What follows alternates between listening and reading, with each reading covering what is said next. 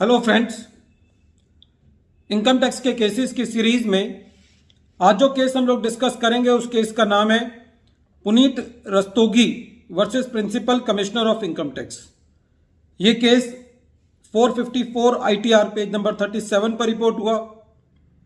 Matter Delhi high court ने decide किया और इस केस का जजमेंट 30 अगस्त 2022 को आया। इस केस के अंदर एसएससी एक फॉरेन सिटीजन है और एसएससी का जो स्टेटस है वो ओवरसीज सिटीजन ऑफ इंडिया का स्टेटस है। एसएससी ने जो अपनी लास्ट इनकम टैक्स की रिटर्न फाइल करी वो असेसमेंट ईयर 11-12 की रिटर्न फाइल करी। 7 सालों बाद एसएससी का कोई टीडीएस डिडक्ट हुआ, लेकिन एसएससी ने अपनी रिटर्न टाइम पर फाइल नहीं की, जिसकी वजह से एसएससी अपना टीडीएस का रिफंड क्लेम नहीं कर पाया। एसएससी ने सेक्शन 119 जिसके अंदर एसएससी के पास ये अधिकार है कि वो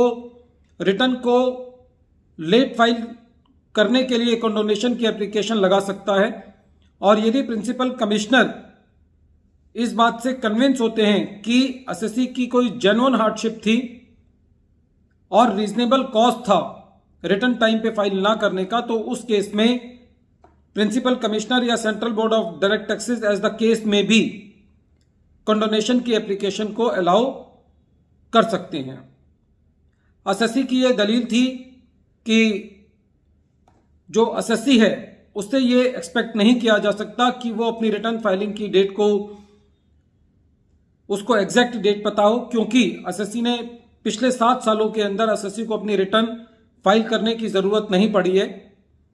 और क्योंकि एसएससी एक फॉरेन सिटीजन है और उसकी इनकम जो है वो टैक्सेबल इनकम से कम थी पिछले सालों में, तो करंट ईयर में उसकी कंडोनेशन की एप्लीकेशन को अलाउ किया जाना चाहिए, क्योंकि एसएससी को ये नहीं पता था कि एसएससी को रिटर्न फाइल करनी है। मोटे तौर पर यह कहा जा सकता है कि एसएससी इस बात की दलील दे रहा था कि इग्नोरेंस ऑफ लॉ की वजह से एसएससी जो है वो उस साल की रिटर्न टाइम पर फाइल नहीं कर पाया है। जब ये मैटर प्रिंसिपल कमिश्नर के पास था तो उन्होंने कंडोनेशन की एप्लीकेशन को रिजेक्ट किया, और ये कह करके रिजेक्ट किया कि एसएससी इस बात की दलील नहीं ले सकता कि एसएससी को ये नहीं पता था कि इनकम टैक्स की रिटर्न फाइल करनी है, क्योंकि एसएससी ने पिछले सालों में भी, जो कि इस केस में असेसमेंट ईयर 11-12 की रिटर्न फाइल की है, और एसएससी रीजनेबल कॉज या ये नहीं बता पाया है कि एक जस्टिफाइड रीजन नहीं दे पाया है कि रिटर्न को टाइम पे फाइल ना करने का। एसएससी ने इस रिजेक्शन ऑर्डर के अगेंस्ट दिल्ली हाई कोर्ट में रिट पिटीशन दायर करी। दिल्ली हाई कोर्ट का भी ये कहना था कि जो एसएससी ये कह रहा है कि जब कंडोनेशन की एप्लीकेशन प्रोसेस में थी तो deputy director of income tax अभी पूछताछ ही कर रहे थे एसएससी से, और इतने में प्रिंसिपल कमिश्नर ने एसएससी की कंडोनेशन की एप्लीकेशन को रिजेक्ट कर दिया। तो एसएससी जो ये दलील दे रहा था कि मेरी जो कंडोनेशन की एप्लीकेशन है वो प्री डिटरमाइंड कर दी गई है, वो सही नहीं है, और दिल्ली हाई कोर्ट ने ये कहा कि इग्नोरेंस ऑफ लॉ जो है वो कोई एक्सक्यूज नहीं है, और एसएससी एक परफेक्ट रीजन नहीं बता पाया है कि एसएससी की रिटर्न क्यों डिले हुई। रीजनेबल कॉज नहीं बता पाया है एसएससी, जिसकी वजह से एसएससी की रिटर्न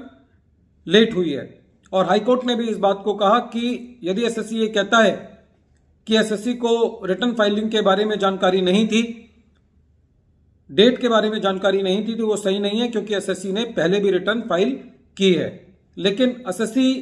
काफी जोर इस बात पे दे रहा था कि जो उसने रिटर्न फाइल की है वो 7 साल पहले की है, तो 7 साल के अंदर काफी सर्कमस्टांसिस के अंदर बदलाव आ जाता है। लेकिन हाईकोर्ट भी एसएससी के जो कंटेंशंस थे उससे कन्विंस नहीं था, और हाईकोर्ट ने भी एसएससी की रिट पिटीशन दायर करी।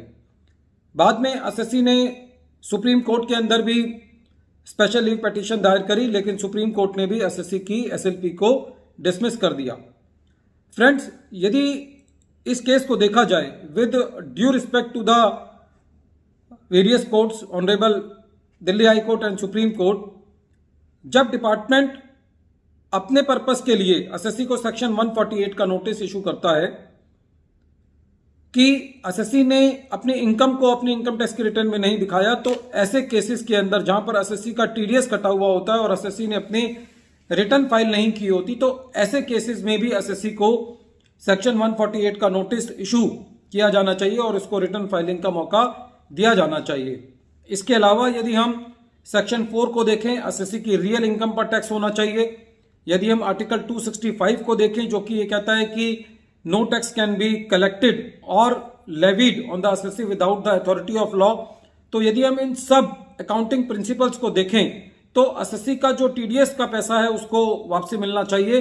और कंडोनेशन की जो एप्लीकेशन है उसको एक रीजनेबल तरीके से डिस्पोज ऑफ किया जाना